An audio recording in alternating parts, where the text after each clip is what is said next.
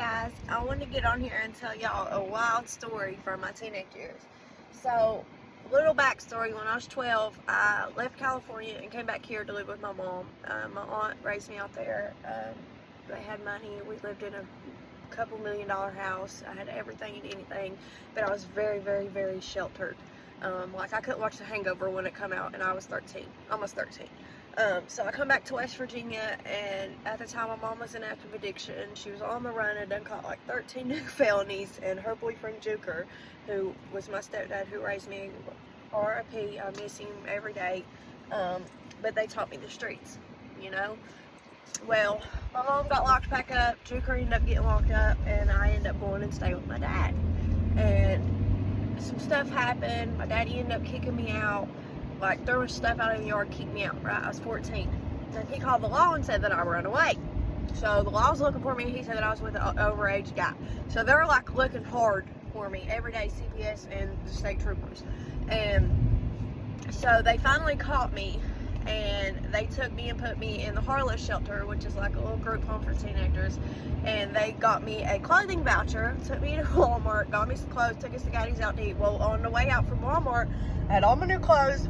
I took off running, right? I went over to the pediatrician's office and told this guy and his mom, she was an older woman, that my abusive boyfriend I escaped from my abusive boyfriend. Him and his family was looking for me and all kinds of crazy stuff, right? So they hit me in the car, gave me a ride, dropped me off in town, and that's when I started smoking crack at 14 years old.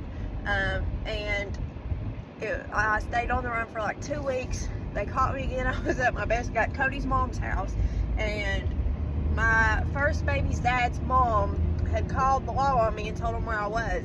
And they came and they arrested me. They took me back to the Harless shelter. I stayed there for 2 weeks.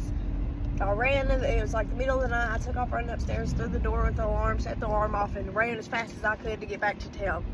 I stayed with one of my mom's good friends for a couple of days until I could get back with my first baby dad, which he wasn't my baby dad then.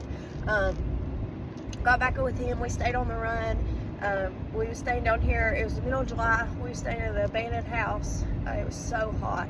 And we had an extension cord that we would run out the window and plug into the neighbor's garage at nighttime for our air conditioner.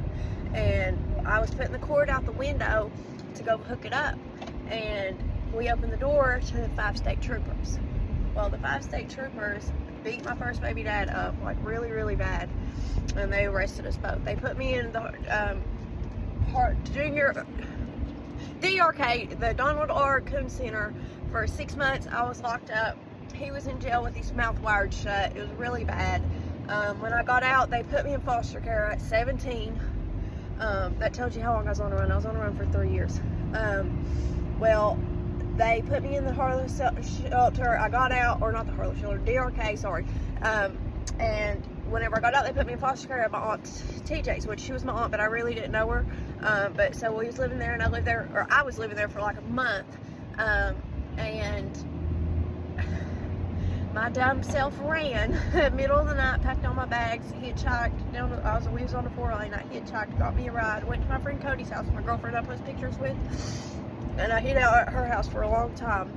Well, me and Trey ended up getting back together, and I got pregnant with Matthew. So here I was, pregnant, on the run, no medical card, nothing. You know what I mean? I was on drugs. I got off the dope. As soon as I found out I was pregnant, I weaned myself off of it, and I called my CPS worker, and I explained the situation to her. She came out there, and my mom had just got out of jail. Signed custody back over to my mom, got me a medical card, and everything got lined out. I worked 3 jobs and did everything right. And then, you know, I stayed clean and whatever. I had Matthew.